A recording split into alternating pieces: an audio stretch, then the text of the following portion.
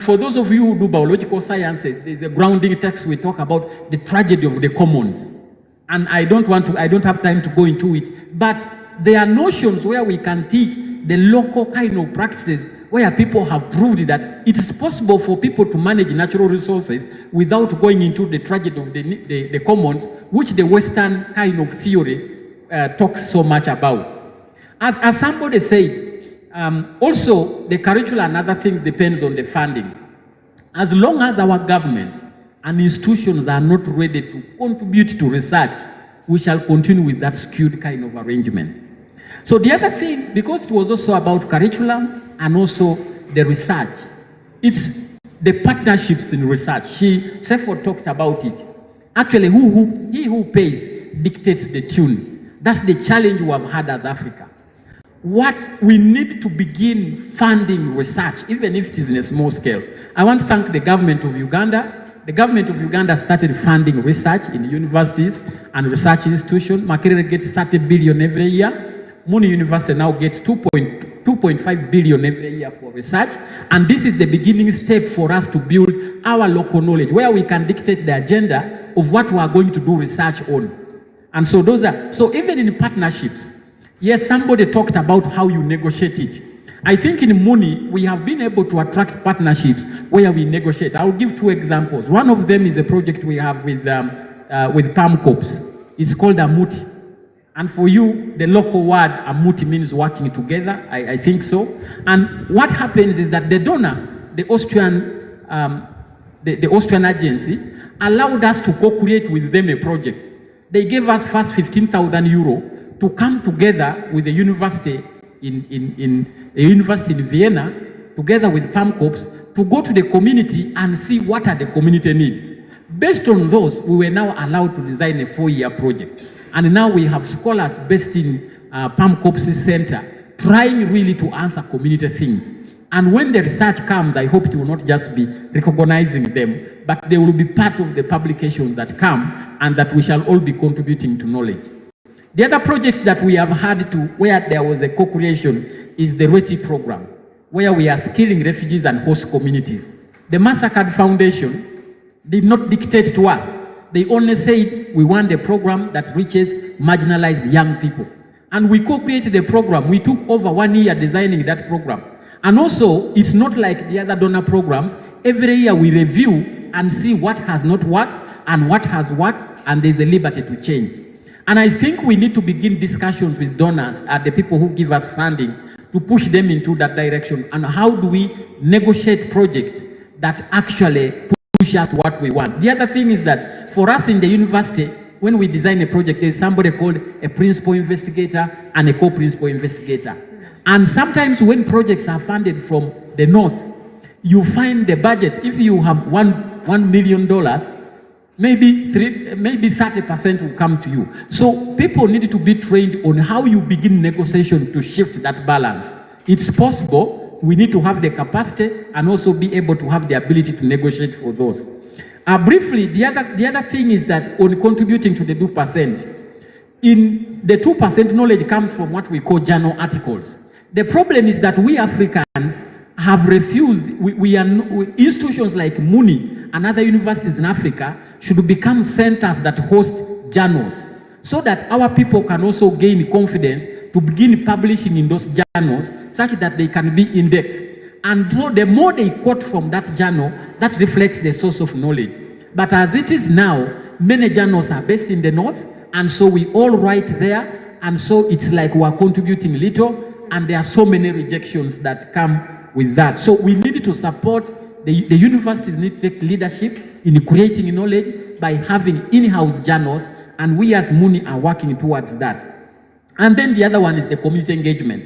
We need to engage our community, the districts, the cities, and the population to be co-creators of this knowledge. I know because of time, we also need to begin thinking of African-led think tanks. In Africa, we have very few think tanks. We have told Wenda and we have told districts in the West Nile region that we as Muni are very happy to be a think tank for the region, working with Wenda and bringing other people, either with CPOs or other places, to be think tanks in this area.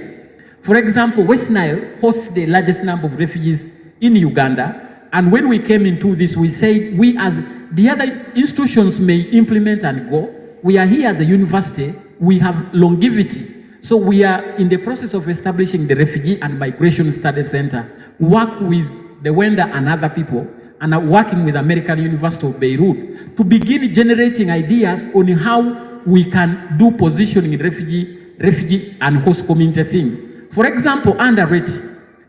While we do the skilling and facilitating young people to transition into work, we as MUNI and partners are testing. There are many people who have been skilling young people, but why are they not transitioning into work?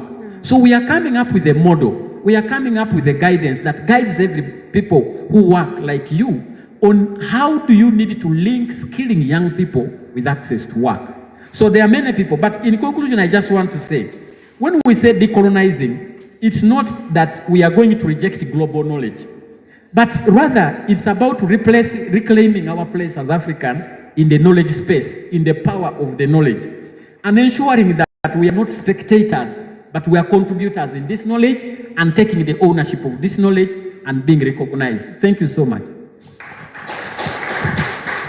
Thank you very much, Professor Okia. You've really alluded to very important aspects of knowledge creation from African perspective. I am particularly very excited about the issue of having African-led think tanks, and also the issue of community engagement. And I am happy that you're seated next to Wenda, and you talked about funding, and I think those are some of the areas where we need to do a lot of advocacy for us to be able to get funding, because we believe that African institutions can fund their own research and innovation. So I come to Arnold.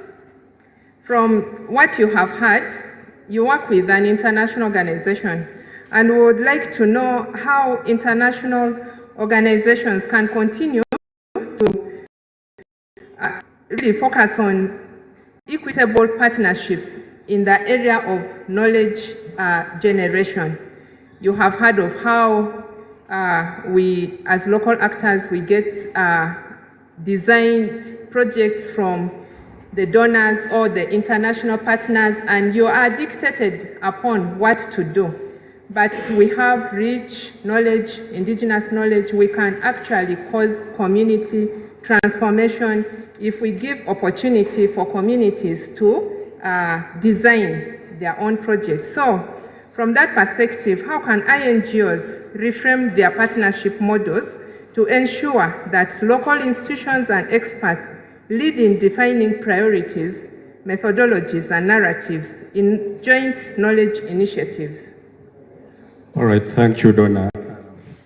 The other day, there was a function in my village, and when it was at climax, when the groom was about to engage, there was a lot of rain that was coming. And the one old man said, but we have someone who is special within this community that can help us with this situation. And the people were contesting, and at the end of the day, they agreed to call the son, of course, a maker. So when he was called, the question was, but why didn't you people consult me? You were making this budget, I was not part of it. And he never showed up to stop the rain. So ideally, it continued to rain amidst the function. And when I saw wisdom and mindset change, I think when you're asking about the partnership principles, I think we need to think about mutual partnership overall. One of the principles that at Oxfam that we look at is mutual partnership. And there are so many of them. At Oxfam, we aspire for a sustained and significant global fight against poverty and injustice. And we believe that the collective efforts of others is what makes us to achieve. And when you look at the development approaches that have been implemented over time, I think in the 90s there was a bit of approach that was doing well, but from 2000 onwards, everybody was introducing their concept, and we did not see any development at all. And now we are thinking about localization, we are thinking about partnership, and I think this is now the right direction. It is now the sweetest cake that we are seeing coming forward, and we look forward to seeing this. At Oxfam, like I said, we are living some of the principles. Mutual accountability, we feel that is very important. We also have shared values and shared goals. The moment we adopt such principles, the best it is for us. But I just wanted to highlight some of the ways that we, the INGO community, can be redefined. And I feel that from implementers now, we are becoming enablers. Earlier on, you mentioned some partners that are here. We are just enabling them, and we are taking lead in that because ideally, we need to include everybody in the design or cooperation of these projects. Ideally, even when it comes to developing indicators for such, it means that the partners take the lead because they understand the social cultural context and the context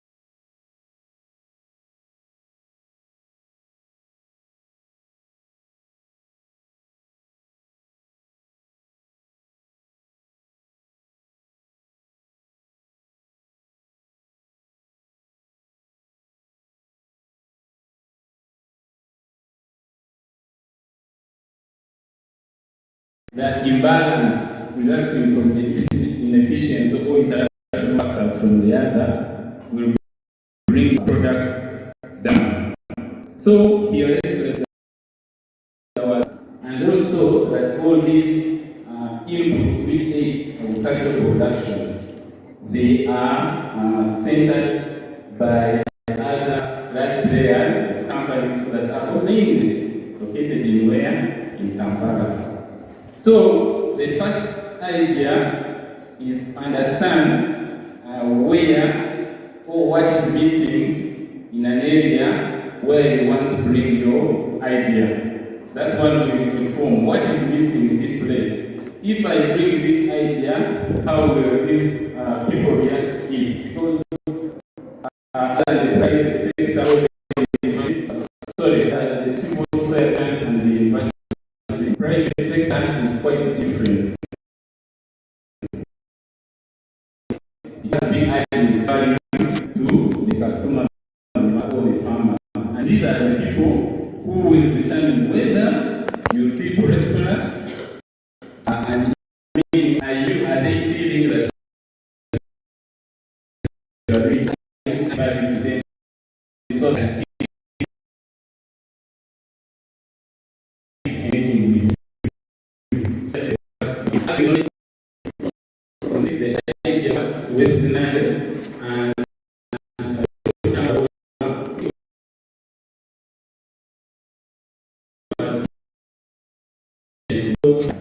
that one also is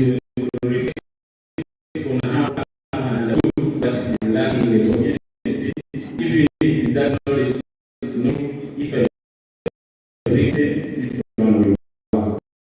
The second, you all to see the knowledge of these people or the ones whom I want to advise the kind of knowledge what are they currently doing that can they can shifted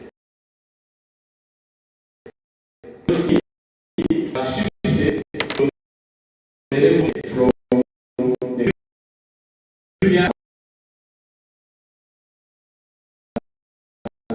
so in this case, for example, in seed product, mostly we have been as a result of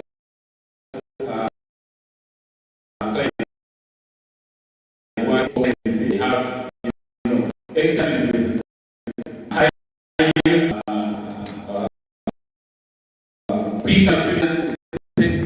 and even somehow, it can grow fast and then because of the right grains you can be able to harvest. But how do you use or how do you leverage the local knowledge of seed which the farmers are using in order for them to adopt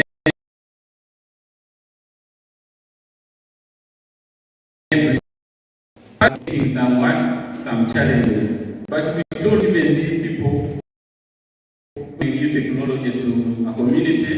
There is that time now between when someone hears something, then sees and touch, then practices, and then finally accepting or adopting. So you say it's okay, you start with the few who have picked the concept, and then the others you also don't leave them behind. You tell them for it to make speed. You what you need to continue or apply even these other principles, yeah? Because even farmers, every time they go to seed, they have to do selection. From the maize field, not all, will perform at the same level. The farmer will identify, this one is good, this one is good, this one is good, they are marked, and this one will be intentionally harvested separately, and then dried and sent to this one will act as the next what? As the next seed for the growing season. In that way, you tell him, even the breeder, someone who came with this hybrid, started with that one, with that local knowledge, leveraging that knowledge, and then modifying the bees, and then promoting the what? A superior product. Then other things which we have been doing as a business to leverage local knowledge.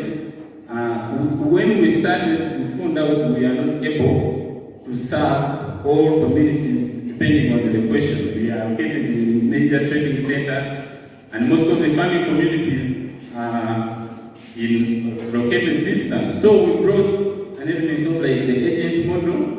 When you pitch someone, then someone feels interested and would want to replicate what you're doing on your behalf, but at his scale. So people who are in the community very influential, they have knowledge about the season, they have knowledge about what it works, they have knowledge how they can help you. We have used all those people, and then where we are not reaching, they are extending our services. Then we have also realized in this knowledge and the idea of co-creation and partnerships. Whereas if you want to empower a community or in agribusiness or in any private sector, the notion of competition, we say it is for people who are still at a lower level of thinking. But those who have upgraded or who have debunked, let me use that term because it's what we are referring to, they will talk about collaboration. Okay, instead of competing, they will collaborate. Once you have identified someone who can do that activity on behalf of us, we will sit, design a performance, agreement, then extend some services, and then we train him. Then we have seen that one it is picking up in the community, and then these people, they are also helping us to reach more rural farming communities. They get value, but also learn and earn from them. In summary, indigenous knowledge, there is no way we can do work about it. We have to leverage, and it is from this indigenous knowledge that we can co-create, modify, and then localize enterprises that can serve communities both sustainably and also responding to the needs of the community. Thank you for listening to me. I then submit. Thank you. Thank you very much, Mr. Arebahona. You've really talked about how we can build on the indigenous knowledge, and I think this is where we're talking about. I know Claire is laughing at me because of the pronunciation of his name. We're talking about mindset change, and indeed we need to start appreciating our indigenous knowledge if we're ready to create our own solutions. I would like to now give this opportunity to a few people from the floor to make comments or ask questions to the panelists. Yes, Mr. Kenny.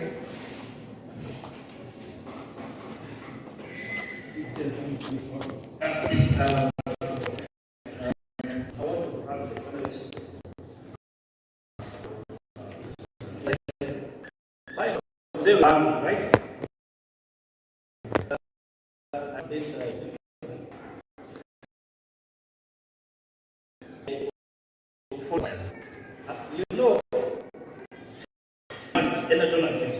If it comes to a certain specific country, that country is implementing its foreign policy.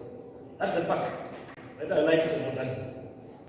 Now, two, there are other things that we may want to do as a country, even as communities, which may not align to the interests of those countries, to their foreign interests. We will have challenges. But the other thing we need to also decolonize ourselves. Whenever any community member, any staff, any organization, in their mind is to have money, right? And anytime any organization is talking about energy, in their mind, right? That's the fact. So what do we need to do? I think as Africans, we always give. We do give. We bury ourselves, we contribute for burials, we contribute for weddings, we contribute to send children to school, who are not out. So that's the maybe we need to start thinking, also enough, do our businesses actually give? Because we're talking about private sector. If you believe in a cause, somebody is doing this, we believe in it as a community, can we start contributing towards that? And also it comes with, do we recognize those givers, the small ones, the black ones, Africans, and others? Do we recognize them as givers? Do we also think that what they're contributing in terms of information, in terms of maybe land here and there, giving us locations, do we acknowledge that? So I think what we need to do is to start thinking, how can we start harvesting from within, that we can have a framework where people can actually give, that we can have a framework that actually people can contribute for a cause that they believe in. For example, we used to see the community members what is bad. They can actually bring, they can get themselves. That was part of what they could do. Now, I think that comes with also labor money. Elsewhere, we see the companies that give money, after companies that donate to church, there could be a tax decision. Maybe we're going to decide to donate part of this, whether that can be better or in tax anyway, just do tax. So I think that was what we need to have. Thank you. Thank you very much. That's a very good recommendation. I hope our rapporteur has really picked that, and I think those are some of the conversations we need to hold as a country. Yes, okay. Thank you. It's my second time. I am giving an information to Professor Mukia that the Yoruba Down you say is the best plan was actually done by any literate man. He uses his own money, travel to Entebbe, meet these officers there, also come back. He actually appointed himself as the town clerk of the town, called the late Ogorono, people who stay in the road. Why am I bringing this? I'm bringing this because it comes out of one's ability to do something good. It may not necessarily be that somebody must be educated to a certain level. When you have good thoughts, when you have good intention, whether you like it or not, you transform. Then it comes to the reverend, the chaplain of Mon University. Say, those issues in grades were very important. That we dress very smart, we look very healthy, but we are very corrupt. I will not forget those statements. It actually is the problem of Uganda. You drive a very expensive car, you sleep in a mansion, but how you got that wealth is not an issue to you. That was the opposite of Arumo Gondo, the one who ran Yumbetown. So when the disc was granted in 2001, then Yugorete was existing. He contested 2063. Chairperson, unfortunately, he was defeated in the election. I wanted him to take his ideas into action. Because he's not an indigenous of Yumbe district. He actually comes from Kogoko district. See, so those are some of the interesting things that have been able to do this year. Now, the bottom one, we have a problem. There was an eruption of violence on Tuesday. Yesterday it was hell. Today it started again. As we talk, the army and police are all over the towns. We need an emergency. You see, if we can be able to design some programs, Oxfam can be able to intervene. Can you help in that situation? Among the directors, this is an open. Thank you very much, Prime Minister. We have, let's do a balance. We have gender gender balance. So keep your comment or question to 1 minute because we are already running out of time to give to Dean of Students. Yeah. Thank you for the opportunity. I want to thank our presenters for those insights. I got a little scared when my sister talked about the issue of money, where programs are not run because of money. It's very, very challenging for us. And the notion of debunking, where we think money comes from Europe, money is made in America. Now, we want to be very sustainable. Looking at what happened, the Trump effect, NGOs shut down, people lost jobs, they became frustrated, their thinking capacities stopped. Children stopped going to school. So many things happened. It really affected. And we are saying we're independent. Everything is commercialized. Politics is commercialized. The votes we must buy. Very soon, we are saying even people must be taxed for the air that we get. Yet Africa is the most richest country in this continent. The richest continent in the world, full of resources, minerals, and ABCD. Can now this moment give us a mindset to say, how can we live without money? I like the insights of my brother. How did Africa survive that time without it? Communal work.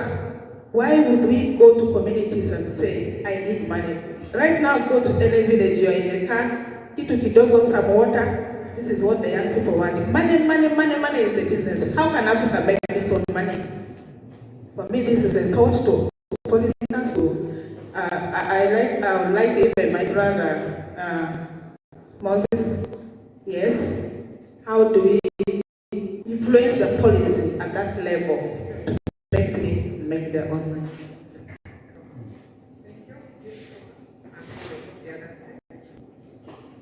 Thank you so much. It looks like you picked a piece of my mind. My name is Latifa. I work at Mia Agribusiness Development Group, and I think that this conversation has been long. But speaking about our indigenous knowledge, they say innovation is born the greatest because constraints fuel creativity. And as Uganda, West Nile, we have been blessed with a lot of challenges from the past, but we have not fully utilized or transformed these challenges into the knowledge or the creativity that we actually really need for us to transform.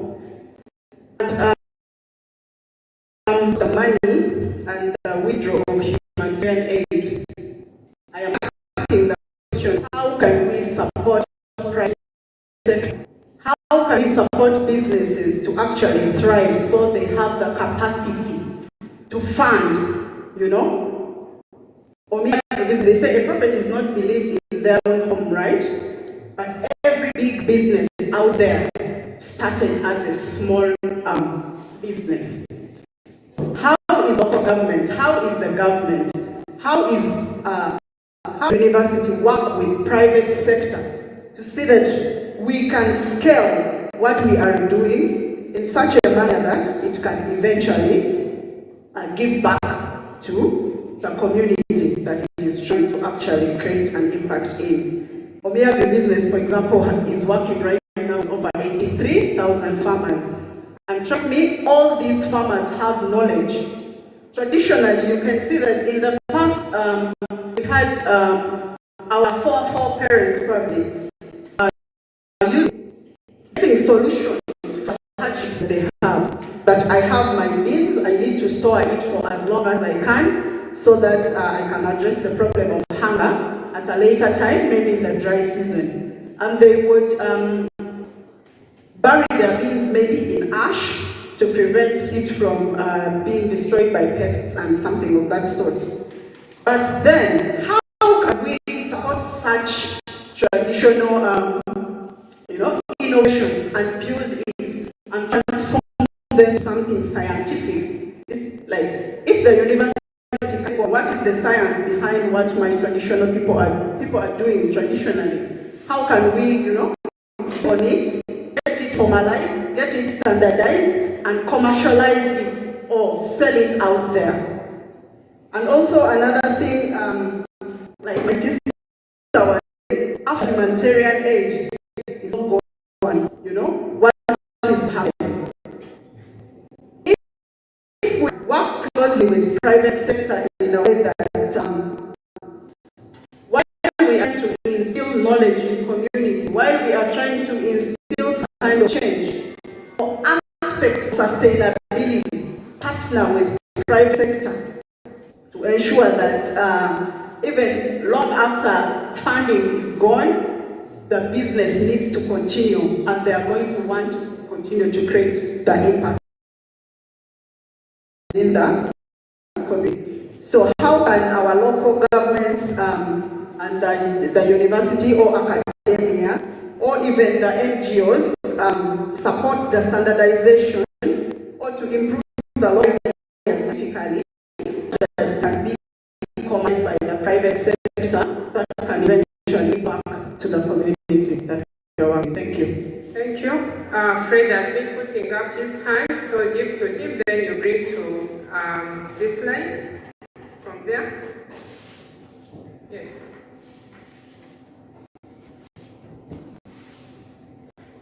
Thank you very much, the panelists, for generating good ideas.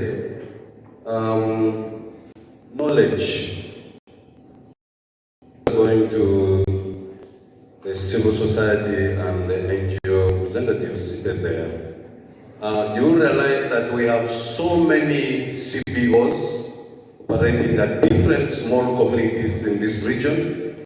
They interface with the communities and generate a lot of knowledge.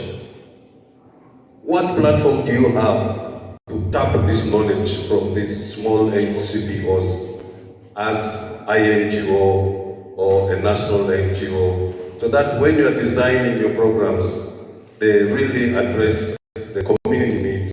I want to use the example of the skilling program that is going on, that you will realize the youth are asking the question, are you sure they meet our needs? In one meeting where we were engaging the youth actually asked us, who tells you that we want to become carpenters? They said, Fred, how many times do you buy a bed? You already have a bed. You are training me to make a bed. Who will buy the bed? So the question of when we are designing, do we pick information from these small CBOs that interact with the communities to probably influence our design at INGO and the national NGO level? Thank you. Thank you. Let's keep it now to half a minute. People are waiting for us outside. Then just move it like this, therefore, and we cross there. Keep it to half a minute. Just Thank you so much. Most of my things have been said, but I want to profession now. We are talking about how to design projects that can best benefit our interests.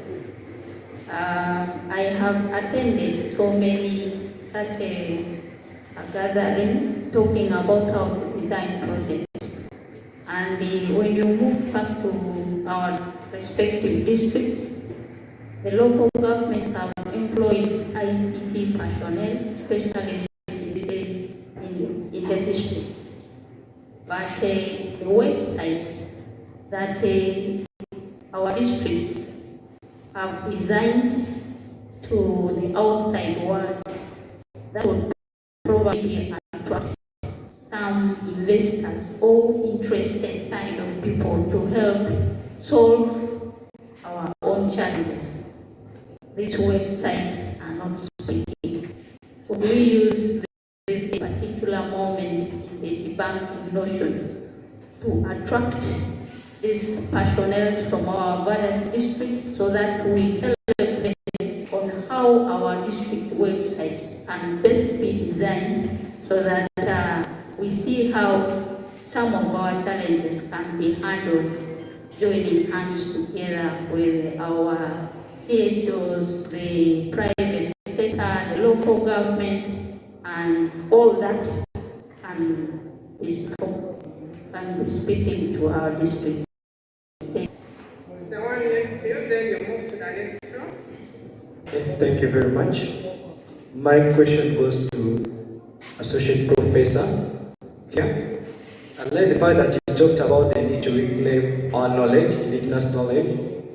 But my question is, how can we reclaim the knowledge space when we still have to send the different research findings for validation? And if it's kind of a must for these results to be validated, how then are we going to reclaim the knowledge? And how can we avoid maybe African knowledge validation from elsewhere while contributing to the global knowledge?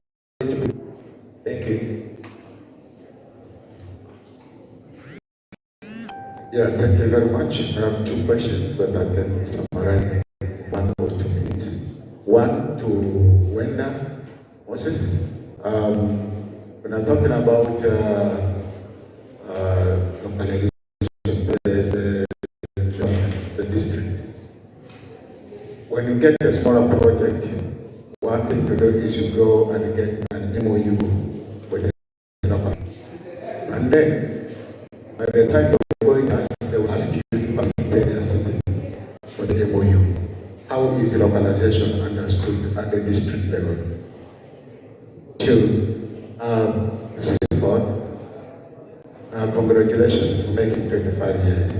How did you make it applicable? Because when you're writing about a proposal, they say sustainability, but you put construction, they will not approve construction, particularly the donors. How did you make it? Thank you.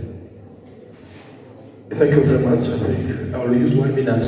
I'm requesting. One goes to clear, that is also representing the global phase of localization.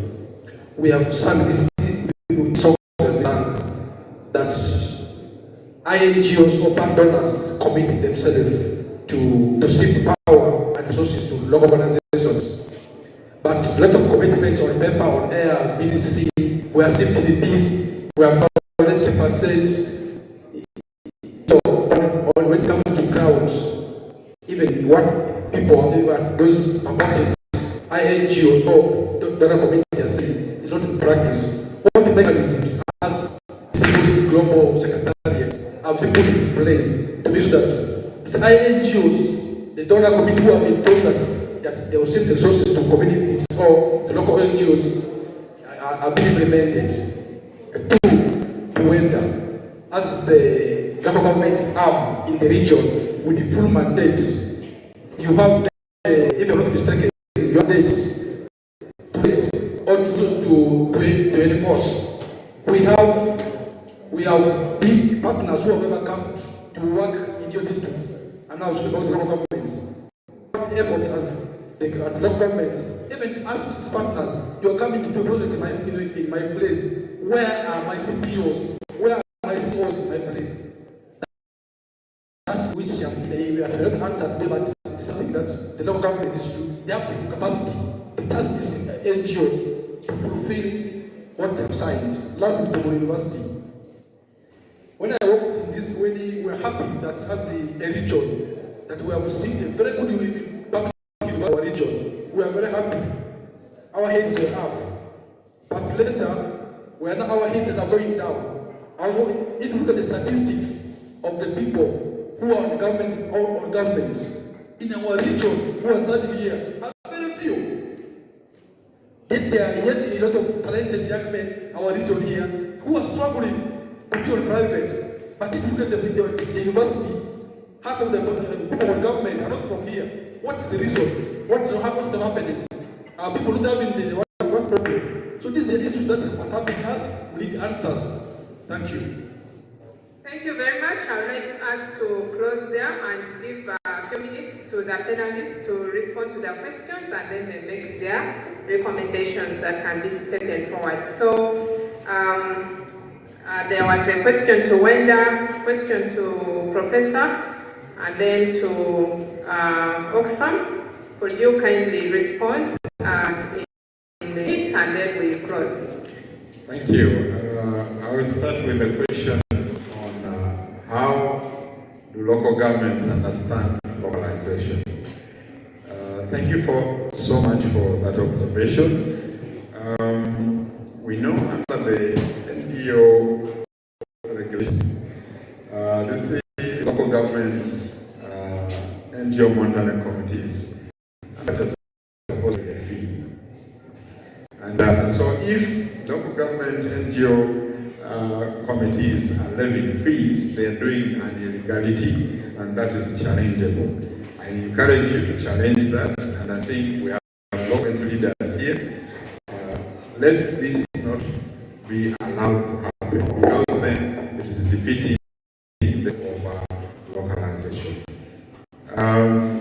Two, on the powers to regulate, I'm starting with the last question. It is true that under Local Government Act, Article number 40, that allows local governments to enact or to come up with the ordinances.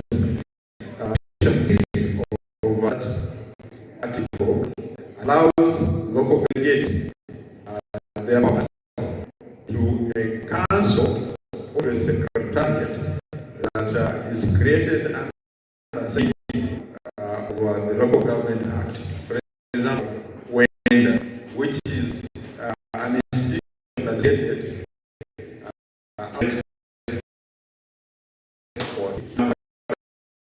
I can say in a process to negotiate to enact what we call rules that are binding to all local governments based on activities that they have come up with issue common interest. So that is work in progress. We are going to do, and very soon we can begin regulating on behalf of local government. Now, it was how do we influence policy? That question from the Dean. Dean, what we are doing as Wenda is, for example, the issue of resource deficit that actually local governments are suffering. That also civil society are suffering, local governments to enforce, actually to activate the provision of the Local Government Act that local governments can constitute themselves to have a trust, a development trust.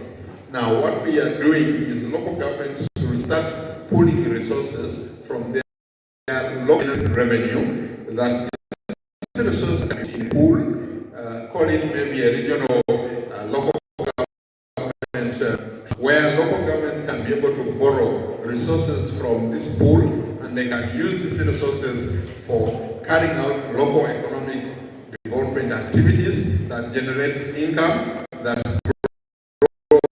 grows revenue, and multiplies revenue, partners like UNCDF and others to ensure that we can begin having generated resources to address our own. So that's one thing we are doing. We are doing. But also say that the young people, those on the roads, actually rebound, because what is the known for abundance we can have. That is the mentality we grew up. But now we are replaced by mentality. It's not enough. And so we must struggle for it.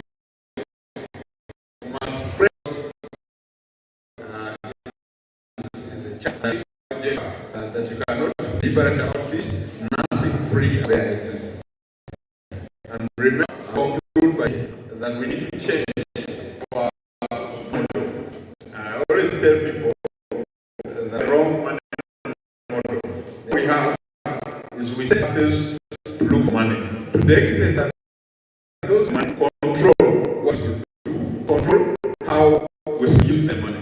But we should set ourselves to attract money. How do we attract money? The quality of ideas, our talent. That is how we can be able to attract the private sector. Please, we applaud what you're doing and would like to continue working together. For example, as WENDA, in the education program that we have, we're working, for example, with WENRECO. WENRECO is contributing part of its CSR to WENDA to support our school mentoring program.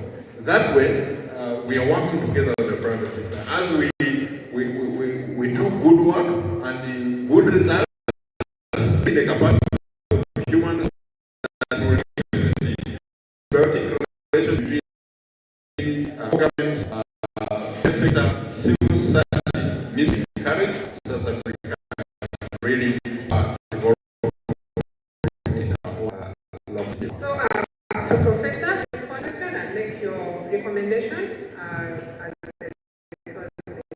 Thank you. Just briefly, because we don't have time. Issue of websites and that are not attracting investors. I'm just thinking this could be possible areas of university.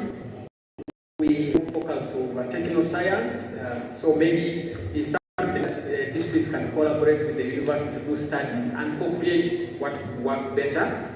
On indigenous knowledge, they need to validate from outside. Once we set up our systems, this knowledge can be validated internally in Africa, and then it's published. On the issue of the sponsorship, is a long question. This is something that we are all discussing.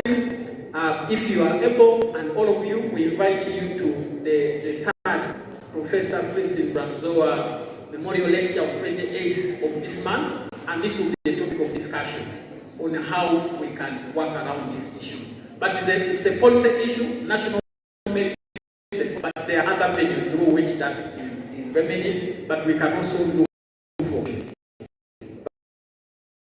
But thank you much, and with Omia, these are things we can discuss. Maybe I don't have to go to that now, but thank you. any recommendation? Your last one? Any recommendation?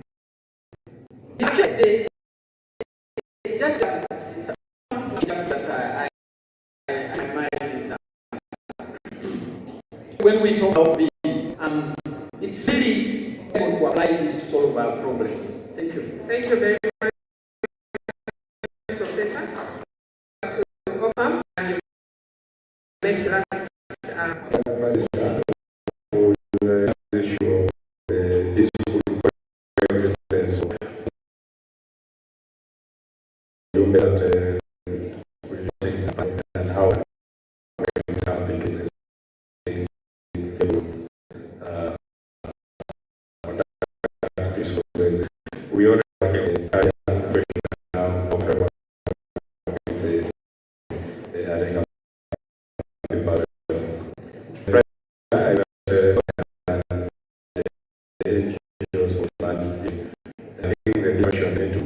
now subsidies.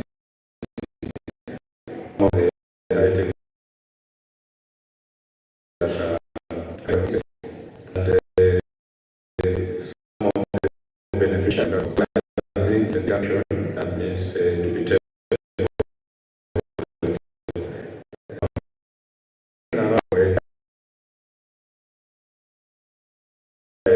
That this don't do things anyhow.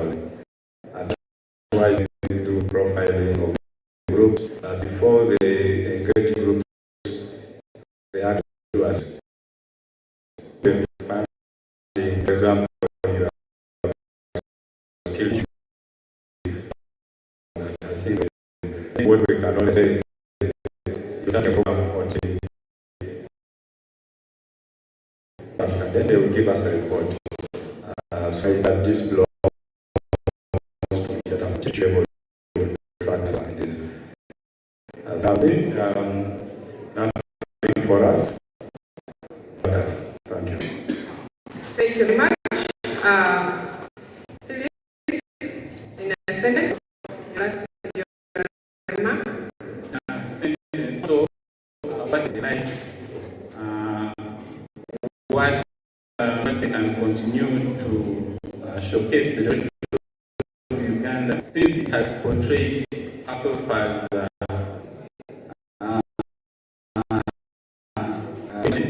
aim the research, the innovation around the region. That's where one of our professors has been advocating having regional universities to respond to regional challenges and problems. And then another thing is also to encourage local whoever comes up with an innovation. This how small only regulations and penalties and what can we support these businesses to thrive instead of regulation and penalty system. To conclude, I want to urge each one of us, we have a role to play. Ask yourself, know your company where you're working from, what contribution towards utilizing indigenous knowledge, solve people problems, how you can bring out solutions. Thank you so much. Thank you very much, Philip. Claire? Thank you very much. My recommendation, I can answer all the questions about the CSOs. Let's speak for you. When you're in, let people refer to work, let them speak about even when you're not there. I think that's a leverage. Even when you're in the room, it gives us an opportunity to also cooperate with the others, with the donors. It's an opportunity because it stops us being vendors. Like I said before, we were vendors, now we're able to stand in our room and cooperate with the donors. Because then we have to be able to talk about the work, the only way we have an opportunity now as an organization. I'm speaking about it, but before we used to make people work, but we're able to stand and negotiate. And so we are bringing an innovation, we are bringing this and this. But when you're small and when you haven't yet done anything, it's very hard to commit anything yet. So I think the